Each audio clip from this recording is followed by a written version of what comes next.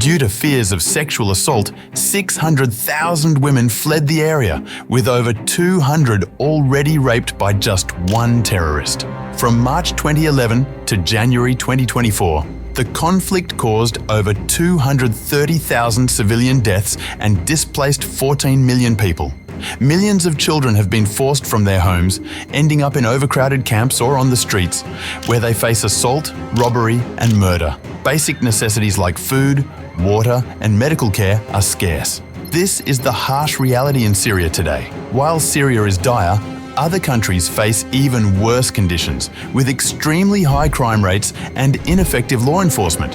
In this video, we'll explore the 10 most dangerous countries. This list is not made based on some random news, but backed by real and the most updated data. Based on that, we will start with number 10, Peru. Firstly, you should reconsider visiting the valley of the Apurimac and Mantaro rivers because of a serious dengue outbreak. Before you go, talk to your doctor about how to prevent dengue and get medical help if you feel sick. Plus, Peru has a crime index of 67.5. In general, be very cautious when traveling in Peru due to violent crime. This is a problem in cities like Lima, Cusco, and Arequipa. Even the natives there avoid going out alone at night and stay careful with their belongings because of robbery or petty thefts. And there are other health risks like altitude sickness and mosquito-borne diseases. At number 9, we have Guyana. The country has one of the world's highest crime rates of 68.74, with a murder rate that's about 4 times higher than in the United States. Even though there are strict regulations for owning firearms, criminals often still use guns. Domestic violence is also a serious issue here because laws meant to protect victims aren't enforced very effectively.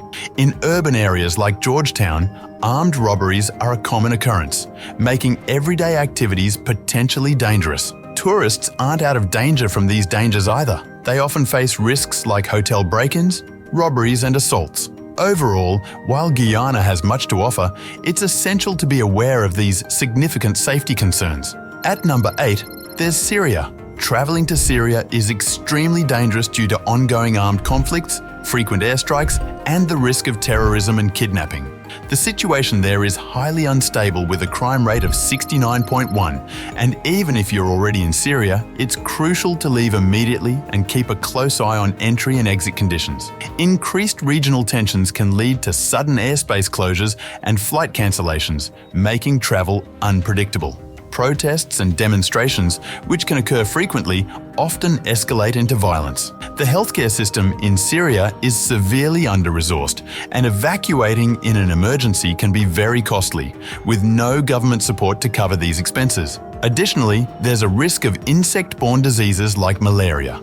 Make sure to have enough cash on hand because credit and ATM cards might not be usable. Overall, the combination of these risks makes Syria an extremely hazardous place to visit or live in.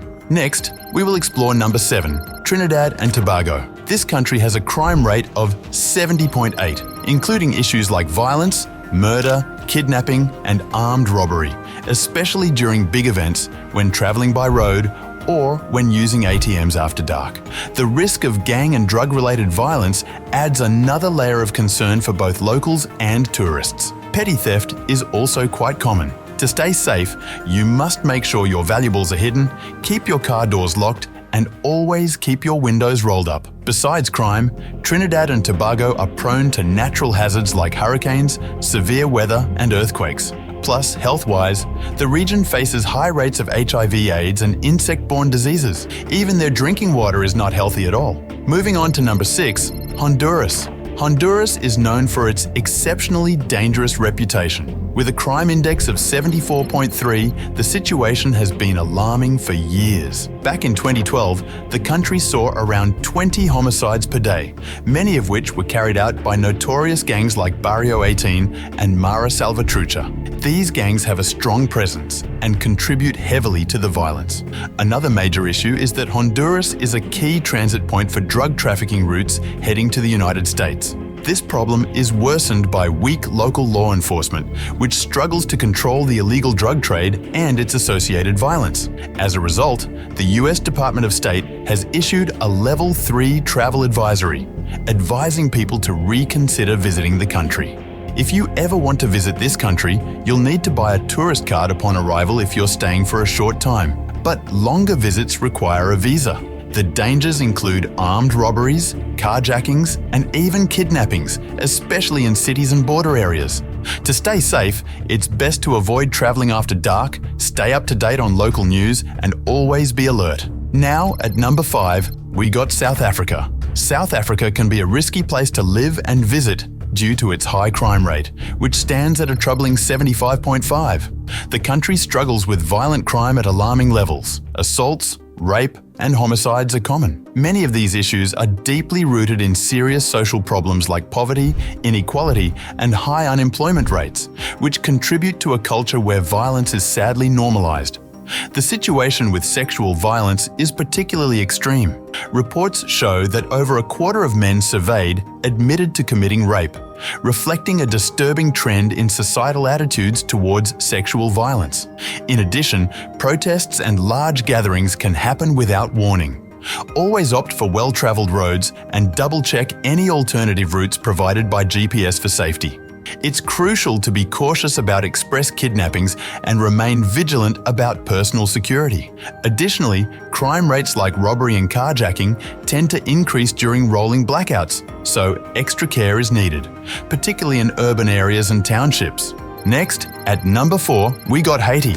With a crime rate of 78.3, life in Haiti can be very risky due to several factors. Organized crime is a major issue here.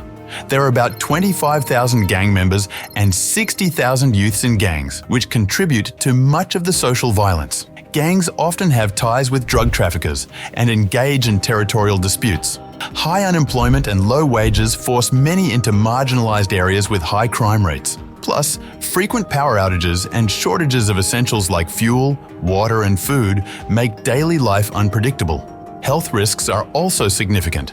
Cholera, hepatitis, typhoid, and other diseases can spread, so always drink boiled or bottled water and avoid raw or undercooked food. The high rate of HIV/AIDS means extra precautions are necessary for those engaging in high-risk activities. Insect-borne diseases like malaria, dengue, and Zika virus are common.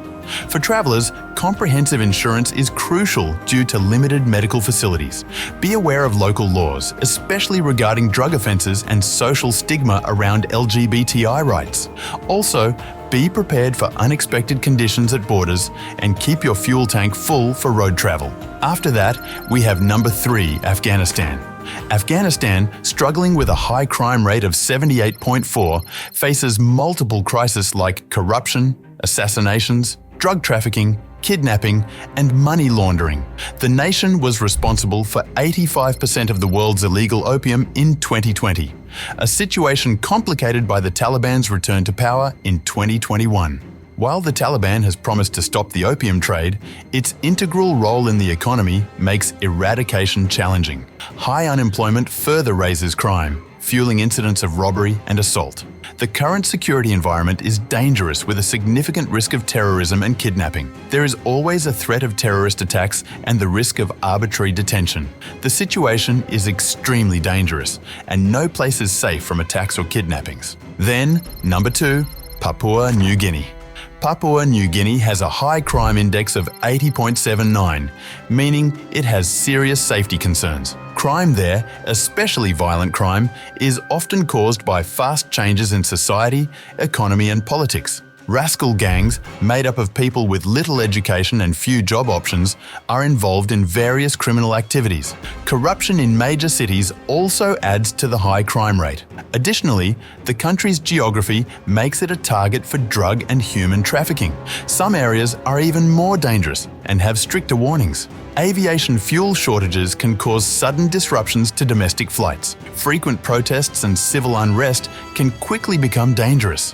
Here, it's important to avoid areas where violence is happening and stay aware of your surroundings. Finally, according to stats, the country that's most dangerous right now is Venezuela. The reason? Currently, it's holding the highest staggering crime rate in the world, which is 83.76. The risks are alarmingly high.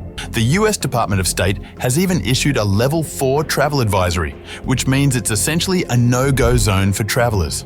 The country's security situation is dire, largely because of deep-seated issues like rampant government corruption, a failing judiciary, and a general breakdown in the rule of law. These factors create an environment where crime can happen, but law enforcement don't even get to know about it or take any action against it.